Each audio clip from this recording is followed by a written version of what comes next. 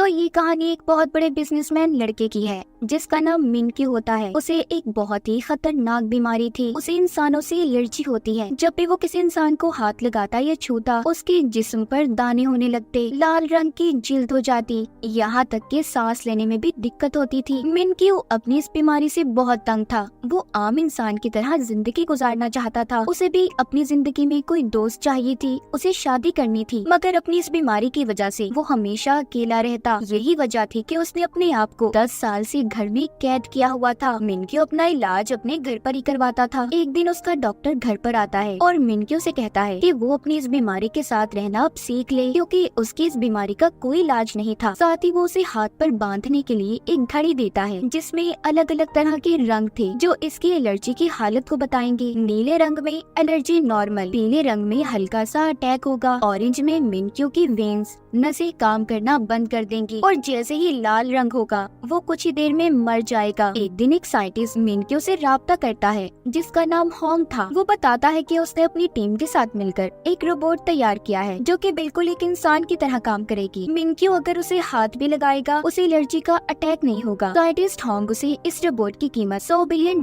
बताता है। अब अगले दिन जब मिनक्यू लैब में जाकर उस रोबोट को देखता है जिसे देखकर वो हैरान हो गया था। उस रोबोट को एक बहुत ही खूबसूरत लड़के की शक्ल देकर बनाया गया था। जब मिनक्यू उसे हाथ लगाता है तो उसे कुछ भी नहीं होता। ये देखकर तो वो खुश हो गया था। वो रोबोट इसको अपना नाम AJ3 बताती है। मिनक्यू इसे AJ3 रोबोट को खरीदने के लिए तैयार था और बहुत सारे पैसे इस रोबोट पर लगा देता है। अगले दिन जब साइंटिस्ट इस रोबोट को टेस्ट कर रहे थे तो एक साइंटिस्ट सोडा की बोतल को उछाल देता है जिसमें से एक बूंद इस AJ3 के अंदर गिर जाती है। बहुत बड़ा शॉर्ट सर्किट हो गया था और उस रोबोट का प्रोसेसिंग सिस्टम खराब हो जाता है जिससे वो चला करती थी। ये देखकर सारी टीम बहुत ज्यादा परेशान थी क्योंकि अगले दिन AJ3 को मिनक्यू के पास डिलीवर करना था। ये लोग उससे पैसे भी ले चुके थे। सारी टीम सोचती है कि इस रोबोट को तो ठीक करने में बहुत वक्त लगेगा, इस तरह इनकी मिनक्यू से डील भी कैंसिल हो जाएगी। इसलिए होंग को यहाँ पर एक आइडिया आता है। इसने AJ3 को अपनी एक बहुत ही पुरानी दोस्त जिसका नाम जिया होता है उसकी शक्ल देकर बनाया था, तो इसीलिए अभी उससे मिलने जाता है और सारी बात बताता है। इसका प्लान दरअसल मिनक्यू के पास जिया यानी कि असल इंसान को रोबोट बनाकर भेजने का था। पहले तो सारी बातें सुनकर जिया मना कर देती है, लेकिन जब होंग उसे पैसों की लालच देता है क्योंकि जिया बहुत गरीब थी तो इसीलिए वो इस बात को मान गई थी। साइंटिस्ट की टीम जिया को अपने लैब में ले जाकर रोबोट AJ की सारी बातें सिखाती है कि वो काम कैसे करती है, उड़ती कैसे है, पानी कैसे देती है, सब कुछ। फिर उसे उसी रोबोट की तरह सेम कपड़े पहनाए जाते हैं, बालों में विग और आंखों में लेंस लगाए जाते हैं जो कि एक कैमरे की तरह काम करेंगी जिससे ये लोग जिया और मिनक्यू पर नजर रख सकते थे। अब खैर जिया को एक रोबोट की तरह तैयार करके मिनक्यू के घर भेज दिया जाता है। जैसे ही मिनक्यू इसके बड़े से ताबूत को खोलता है जिया तो उसे देखकर डर गई थी। दरअसल यहाँ पर हुआ कुछ यूँ था। कुछ दिन पहले जिया ने मिनक्यू को खाना डिलीवर किया मगर मिनक्यू को वो खाना अच्छा नहीं लगा था, इसीलिए उसने जिया को पैसे भी नहीं दिए। जब जिया ने उसे रोकने की कोशिश की तो मिनक्यू वहाँ से भाग गया ताकि जिया उसे हाथ न लगा पाए जिससे उसे एलर्जी होगी। मगर मिनक्यू को ये सब बातें याद नहीं थी। अब ये होंग को कॉल करता है और जिया यानी कि रोबोट की इस डर और गुस्से के बारे में पूछता है। होंग ये सुनकर उसे एक कहानी सुनाता है। कहता है इस रोबोट AJ3 के 2 मोड हैं, एक ऑपरेशनल और दूसरा फ्रेंड मोड। ऑपरेशनल में वो गुस्सा और नाराज हो जाती है जबकि फ्रेंड मोड में इंसानों की तरह बर्ताव करेगी। होंग साथ ही मिनक्यू से ये भी कहता है उसकी गर्दन के पीछे एक बटन है, तुम उसे दबा दो सब ठीक हो जाएगा। अब मिनक्यू ऐसा ही करता है और जिया का टेस्ट लेता है, मतलब कि उसके सामने तो वो एक रोबोट ही थी ना। मिनक्यू देखना चाहता था कि ये सभी सही से काम करती भी है या नहीं। तभी होंग की लैब की लाइट चली जाती है। अब ये सब कुछ जिया को अकेले ही संभालना था क्योंकि होंग तो अब उससे राब्ता नहीं कर सकता था। मिनक्यू सबसे पहले एक बॉक्स खोलने का कहता है जिसको एक मैथ के कोड के हिसाब से खोलना था, मगर जिया का मैथ तो बहुत ही कमजोर होता है तो इसीलिए वो उस बॉक्स को तोड़ देती है। दूसरा टेस्ट उसका एक उबले हुए अंडे को छीलने का था जिसे उसको 10 सेकंड में पूरा करना था। जिया अब क्योंकि रेस्टोरेंट में काम करती थी इसीलिए इस टेस्ट को वो बड़े ही आराम से पास कर लेती है। मिनक्यू उसकी इस बातों से बहुत खुश हो गया था और उसे अपने साथ रखने का सोच लेता है। जब उधर लैब की लाइट आती है होंग उसकी टीम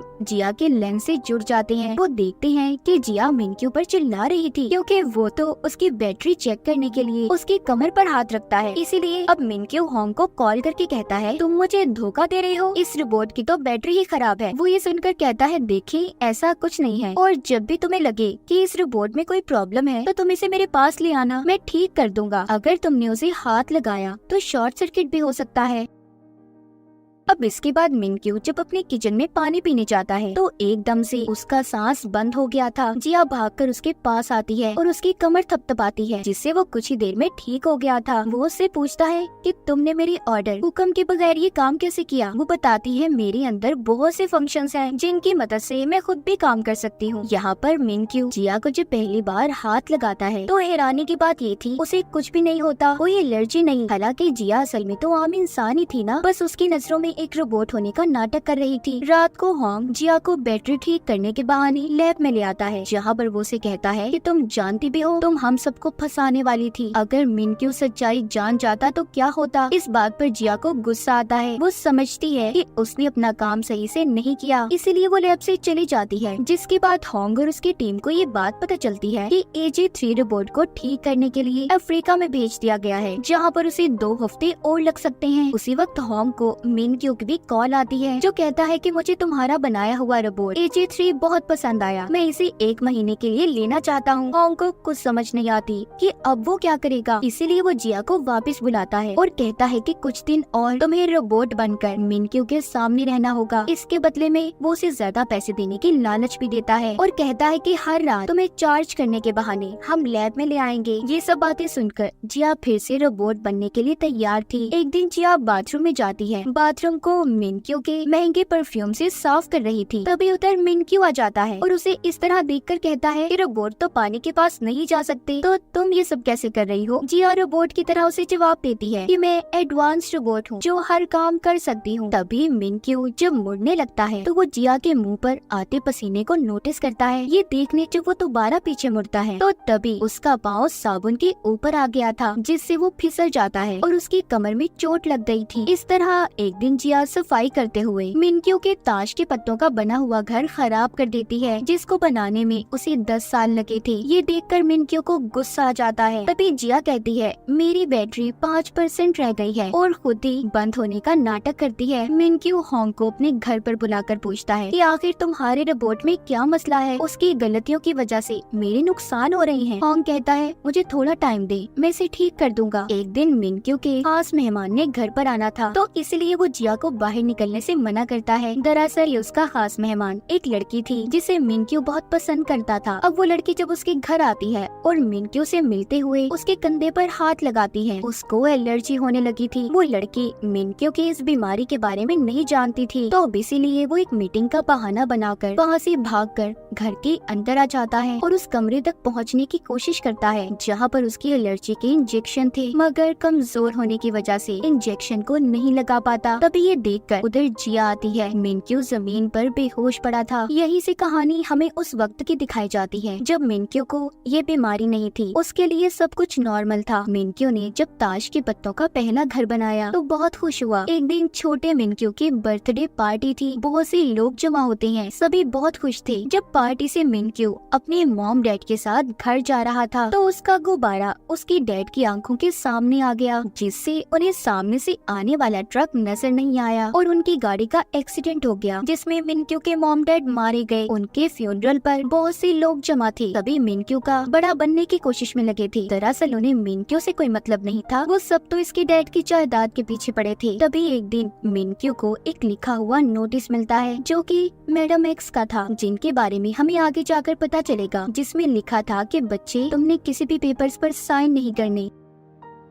एक दिन जब वो अकेला बैठा था तो उसके पास उसका दोस्त आता है जिसके पास एडॉप्शंस के पेपर थे। वो कहता है देखो इस पर साइन कर दो, जिसके बाद तुम मेरे भाई बन जाओगे। मिनक्यू भी उन पेपर्स पर साइन कर देता है। तभी वो देखता है उसके दोस्त का हाथ एक शैतानी हाथ में बदल गया, जिससे डरकर वो वहाँ से भाग जाता है। अब उसका दोस्त अपने डैड के पास वापस आकर जब उन्हें वो पेपर्स देता है तो मिनक्यू ने आखिरी सफ़े पर अपने साइन की बजाय कुछ और लिखा था। उधर मिनक्यू अपने घर में आकर अकेला रहने लगा। उसके दिमाग दिमाग में ये बात बैठ गई कि लोग बहुत गंदे हैं, वो उसकी जायदाद के पीछे पड़े हैं, इसीलिए जब से उसे इंसानों से एलर्जी होने लगी। ये बात उसके खास डॉक्टर के अलावा कोई भी नहीं जानता था। इसी के साथ कहानी दोबारा प्रेजेंट मौजूदा दौर में आती है, जहाँ पर मिनक्यू को अब होश आ गया था। वो अपने पास जिया को पाता है, उसे बताता है कि मैंने सपना देखा, सभी लोग मेरे दुश्मन हैं। वो ये देखकर हैरान था कि वो बिल्कुल ठीक हो गया है। अब वो जिया के साथ और ज्यादा वक्त गुजारने लगा। एक दिन वो उसी लड़के से मिलने जाता है जिसे वो पसंद करता था। अब वो लड़की जाते हुए मिनक्यू से फिर से हाथ मिलाकर जाती है, तो तभी उसे एलर्जी हो गई थी। वो अपना इंजेक्शन निकालकर लगाने की कोशिश करता है, मगर फिर सोचता है कि आखिर वो कब तक ऐसे जिंदगी गुजारता रहेगा, इसीलिए वो अपने इंजेक्शन को पानी में फेंकने जाता है। तभी जिया उसके पास आती है और ये क्या, उसकी एलर्जी खत्म हो गई थी। बिना किसी इंजेक्शन को लगाए बगैर उसकी घड़ी का टेम्परेचर भी नॉर्मल नीले रंग पर आ जाता है। जब ये वापस घर जा रहे होते हैं तो मिनक्यू एक आदमी से टकराकर गिर गया था, मगर इसे तब भी कुछ नहीं होता। ये सब देखने के बाद तो उसे अपने ऊपर यकीन ही नहीं आता कि वो ठीक हो गया है। इसलिए अब वो ये देखने के लिए कि वो ठीक है या नहीं, वो जिया को लेकर लोगों की भीड़ में जाने का फैसला करता है, जो उसने कभी भी अपनी जिंदगी में नहीं किया था। जब दोबारा से वो एक बच्चे से टकराता है तब भी उसे कुछ नहीं होता। एक बार फिर जब उसे एक आदमी हाथ लगाता है, इस बार भी उसे कुछ नहीं हुआ था। वो अपने डॉक्टर को कॉल करता है और कहता है कि मैं बिल्कुल ठीक हो गया हूँ। तभी एक आदमी जब इससे टकरा जाता है, यहाँ पर जिया भी उसके साथ नहीं थी। मिनक्यू की एलर्जी दोबारा शुरू हो जाती है। जब ये दूर खड़ी जिया की तरफ देखता है तो ठीक हो जाता है। कॉल पर मिनक्यू डॉक्टर से कहता है कि कोई तो है जिसे जब मैं देखता हूँ ना तो ठीक हो जाता हूँ। ये सब सुनकर डॉक्टर भी हैरान थे। मिनक्यू भागकर जिया के पास जाता है और कहता है कि मैं तुम्हारे लिए दुनिया की सबसे बड़ी बैटरी खरीदूंगा, तुम हमेशा मेरे पास रहोगी। घर आकर वो सब कुछ दोबारा से डॉक्टर को बताता है। डॉक्टर कहते हैं मिनक्यू मैं हैरान हूँ कि तुम बिना इंजेक्शन के ठीक हो गए। अब मिनक्यू जहाँ पर भी जाता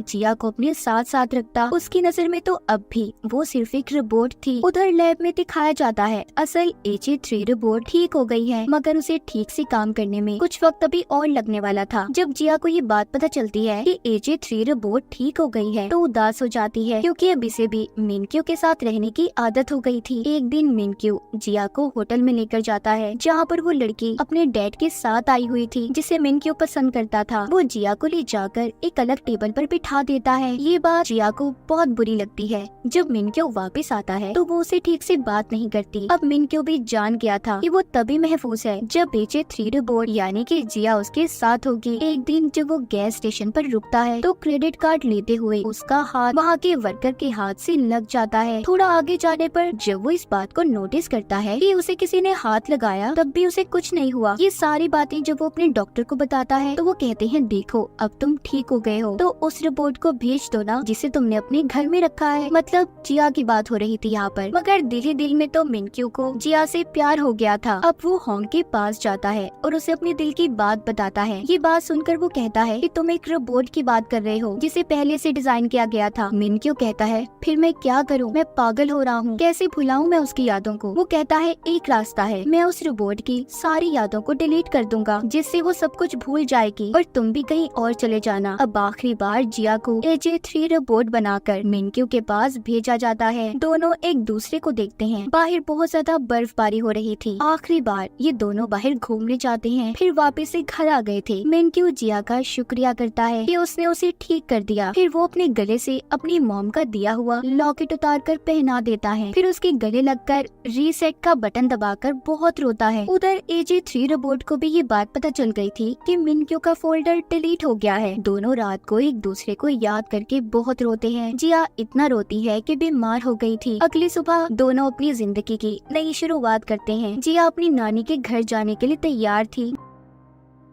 जब वो ट्रेन में बैठी थी तो इत्तेफाक से उसी ट्रेन में मिनक्यू आता है जिसने जिया को देख लिया था। वो सोचता है कि इस लड़की की शक्ल तो बिल्कुल AJ3 रोबोट जैसी है। दोनों एक दूसरे के आमने सामने बैठे थे पर बात तक नहीं करते क्योंकि जिया को मिनक्यू के साथ बोलने से मना किया गया था। अब ये होंग को कॉल करता है और बताता है कि मैंने तुम्हारे रोबोट जैसा एक चेहरा देखा। वो कहता है हाँ, मैंने उस रोबोट को अपने खास की शक्ल दी थी। तो मिनक्यू कहता है क्या मैं उस इंसान से बात कर सकता हूँ? वो कहता है नहीं। इतना कहकर कहकर उसने कॉल को काट दिया था। मिनक्यू को यहाँ पर शक हो जाता है, इसीलिए वो जिया का पीछा करता वहाँ तक आ गया था जहाँ पर ये नौकरी करती और अपनी नानी के पास रहने वाली थी। उसकी नानी का एक होटल था, सब चले गए थे मगर मिनक्यू बैठा उसका इंतजार कर रहा था। जिया तंग आकर उसके पास जाकर बताती है कि हाँ, मेरा ही चेहरा AJ3 को दिया गया, इसके बदले मुझे बहुत से पैसे दिए गए थे। ये सब बताकर वो उसे वहाँ से जाने का कहती है मगर मिनक्यू अब इसके पास ही रहना चाहता था। कुछ दिन में उसकी जिया की नानी के साथ भी दोस्ती हो गई थी और वो जिया के साथ वो सब बिताए पल गुजारता है जो इसकी नजर में उसने AJ3 रोबोट के साथ गुजारे थे। एक दिन जब वो वापस आया तो देखता है जिया उधर होटल में नहीं थी, वो अपने नानी के घर से जा चुकी थी। अब वो उसे पागलों की तरह यहाँ वहाँ ढूंढता है। तभी वो उसे समंदर के किनारे बैठी हुई मिलती है। उसकी नजर जिया के गले में उस लॉकेट पर जाती है जो उसने AJ3 रोबोट को पहनाया था। जिया उससे वो हार छुपाने की कोशिश भी करती है मगर मिनक्यू ने उसे देख लिया था। उसकी हालत बहुत खराब थी। उसे समझ आ जाती है कि उसके साथ बहुत बड़ा धोखा हुआ है। उसकी एलर्जी लाल रंग पर पहुंच गई थी जो ऐसा इसके साथ कभी नहीं हुआ था। वो जमीन पर गिर जाता है। उसके बचने के चांसेस भी बहुत कम लग रहे थे। तभी उधर होंग और डॉक्टर आ जाते हैं जो इसे इंजेक्शन लगाते हैं और घर ले आए थे। उसका इलाज किया जाता है। यहाँ पर जिया मिनक्यू से मिलकर उसे सब कुछ बताना चाहती थी मगर डॉक्टर उसको मना करते हैं। जब मिनक्यू ठीक हो जाता है तो उसके पास उसका एक खास असिस्टेंट आया था जो उसको जिया और होंग की कंपनी के खिलाफ केस करने का कहता है कि उन्होंने उसे धोखा दिया। यहाँ पर हमें ये भी पता चलता है कि वो असिस्टेंट दरअसल जिया का भाई था। उसने जिया के इस धोखे के बाद मिनक्यू के पास से नौकरी छोड़ दी थी। अब मिनक्यू होंग की टीम के पास जाता है और उसे अपने साथ धोखा करने के जुर्म में उनके लैब को खाली करवा देता है। उधर जिया भी मिनक्यू के लिए खाना बनाने में मसरूफ थी। वो रोज उसके लिए खाना बनाकर ले जाने लगी थी लेकिन मिनक्यू को उस पर बहुत गुस्सा था। वो उसका खाना रोज कचरे के डब्बे में फेंक देता। जिया उससे कहती है तुम जो मर्जी करो, मैं रोज तुम्हें खाना देने आऊंगी। मिनक्यू जब रात को सोने लगा था तो उसे जिया की याद सता रही थी। वो बाहर अपनी नौकर के पास जाता है जो आग जलाकर बैठा हुआ था। वो उससे पूछता है कि तुमने भी मुझसे कोई झूठ बोला है तो अभी बता दो। नौकर जवाब देता है कि नहीं, मगर हर इंसान अपनी जिंदगी में कोई ना कोई झूठ लाजमी बोलता है। अगली सुबह दिखाया जाता है जब जिया मिनक्यू के लिए खाना ला रही थी, रास्ते में एक बच्चा आ जाता है जिस वजह से उसकी बाइक का एक्सीडेंट हो गया था और उसके हाथ पर चोट लग जाती है। अब मिनक्यू के पास जिया जब वक्त पर नहीं पहुंचती तो वो बेचैन हो जाता है क्योंकि दिल ही दिल में तो वो उसे बहुत चाहता था। अब जिया दिन में आने की बजाय रात को आती है, रूटीन की तरह उसके टेबल पर खाना सेट करती है और जाने लगी थी कि तभी उधर मिनक्यू आता है, कहता है कि तुम मुझसे झूठ बोलकर और धोखा देकर कितनी खुश नजर आती हो ना। जिया कहती है मेरी बात तो सुनो, मैं तुम्हें बहुत कुछ बताना चाहती हूँ। मगर मिनक्यू कोई भी बात सुनने के मूड में नहीं था और गुस्से से गिलास को तोड़ देता है जिसका कांच जिया के हाथ पर आकर लगा था। उसके हाथ से खून आने लगता है मगर फिर भी वो मिनक्यू से माफी मांगती है और चली जाती है। सुबह को मिनक्यू के घर जिया की दोस्त आती है, उसे समझाने की कोशिश कर रही थी। कहती है कि देखो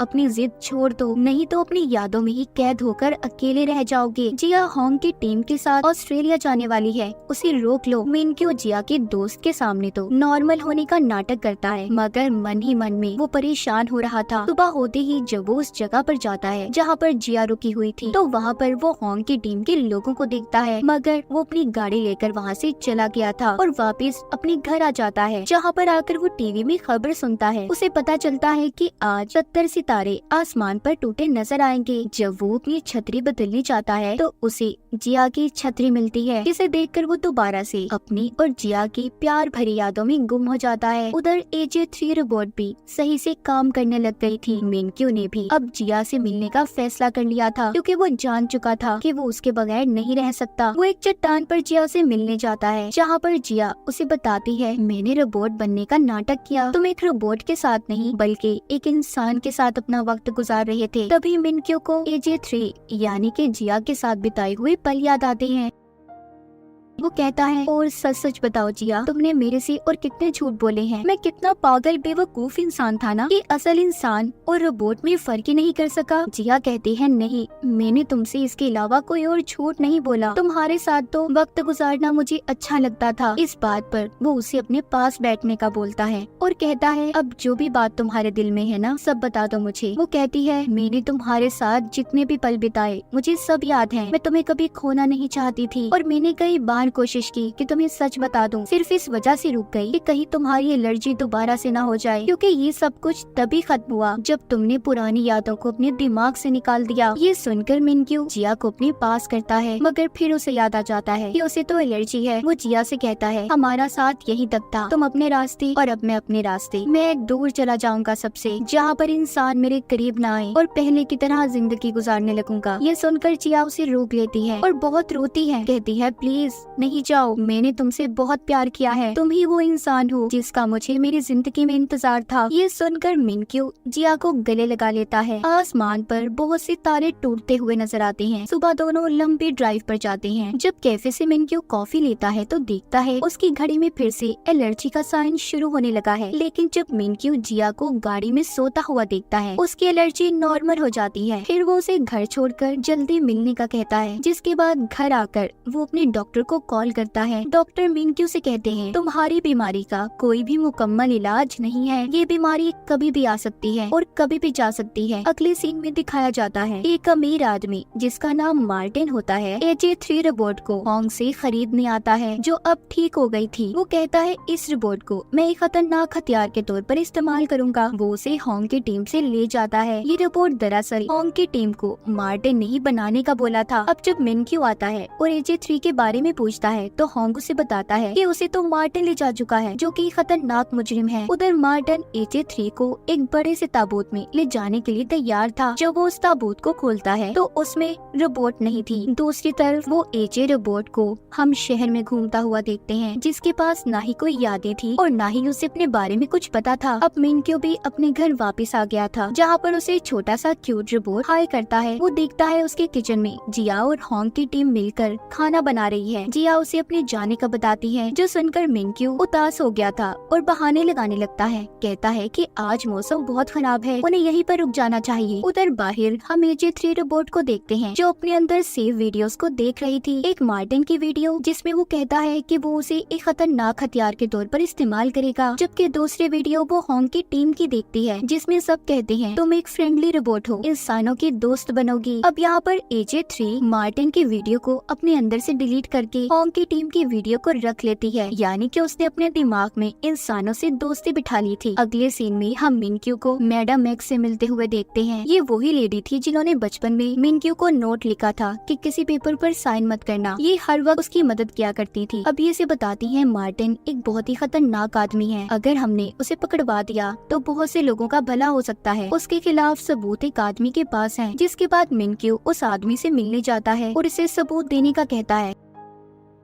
पर वो आदमी थोड़ा डर रहा था। लेकिन मिनक्यू कहता है, देखिए आपकी हिफाजत हमारी पुलिस टीम करेगी, आपको डरने की कोई जरूरत नहीं। इसीलिए वो आदमी अब मिनक्यू को मार्टिन के खिलाफ सबूत देने के लिए तैयार था। मिनक्यू ने वो सबूत पुलिस को पहुंचवा दिए थे। जिया भी मिनक्यू को ऐसी जगह पर ले जाती है जहाँ पर AJ3 को खरीदने की बहुत बड़ी डील चल रही थी। लेकिन वहाँ जाकर मिनक्यू को पता चलता है कि AJ3 रोबोट तो गुम हो गई है। उधर मार्टिन भी इस चीज से परेशान था कि AJ3 के अंदर उसकी सारी बातें रिकॉर्ड थी। उसे डर था कि इस बारे में अगर पुलिस को पता चल गया कि वो कहीं का नहीं रहेगा और पकड़ा जाएगा। इधर सड़कों पर घूमती हम AJ3 रोबोट को देखते हैं, जिसको अपने बारे में कुछ भी नहीं पता था। वो जाकर एक भिखारी के पास बैठ जाती है और उससे अपना एड्रेस पता पूछती है। उधर हर कोई इसे ढूंढ रहा था। जिया और मिनक्यू सड़कों पर उसे तलाश कर रहे थे, जबकि होंग की टीम CCTV कैमरास को चेक कर रही थी। लेकिन जल्दी मार्टिन के आदमियों को AJ3 रोबोट की लोकेशन का पता चल जाता है। अब उसके सामने दो अजनबी लोग आकर वैन को रोककर कहते हैं कि हम तुम्हारे रिश्तेदार हैं। वो AJ3 रोबोट उनकी वैन में बैठ गई थी कि तभी पुलिस उतर आ जाती है। उन्होंने मार्टिन और उसके लोगों को गिरफ्तार कर लिया था। AJ3 को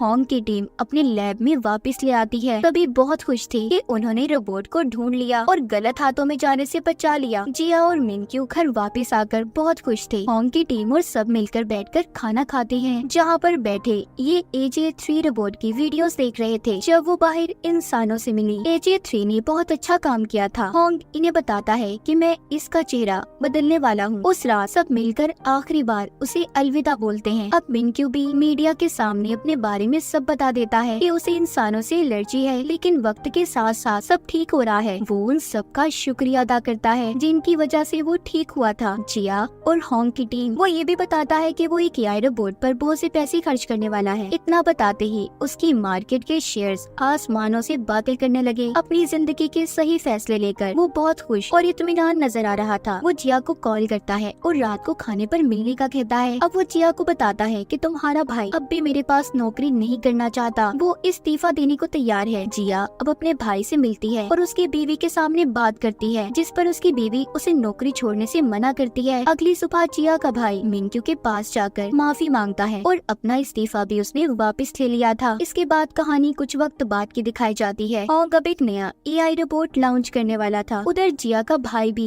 मिनक्यू की कंपनी का बहुत बड़ा मैनेजर बन जाता है। हम जिया को देखते हैं जो अपनी कंपनी के लैंप्स कस्टमर्स को दिखा रही थी। कुछ देर के बाद उसने मिनक्यू से मिलने जाना था, जहाँ पर होंग की टीम और उसके भाई की फैमिली पहले ही मौजूद थी। वो उसके घर आ जाती है। उसके घर के बाहर एक गाड़ी रुकती है, जिसमें से एक फौजी उतरकर बाहर आता है। वो कोई और नहीं बल्कि मिनक्यू था, जो अब एक सोल्जर बन चुका था। जिया उसके पास आने लगती है, तभी फिसल गई थी। मिनक्यू उसे संभालता है और उसे बहुत ही गौर से देख रहा था। मतलब ये सब अपनी जिंदगी में बहुत आगे बढ़ गए थे। मिनक्यू की बीमारी भी बिल्कुल ठीक हो गई थी। इसी खूबसूरत लम्हे के बाद दोनों को मिनक्यू के घर की तरफ जाता हुआ दिखाया जाता है, जहाँ पर सभी इनका इंतजार कर रहे थे। और इसी के साथ ये सीरीज यहीं पर खत्म हो जाती है।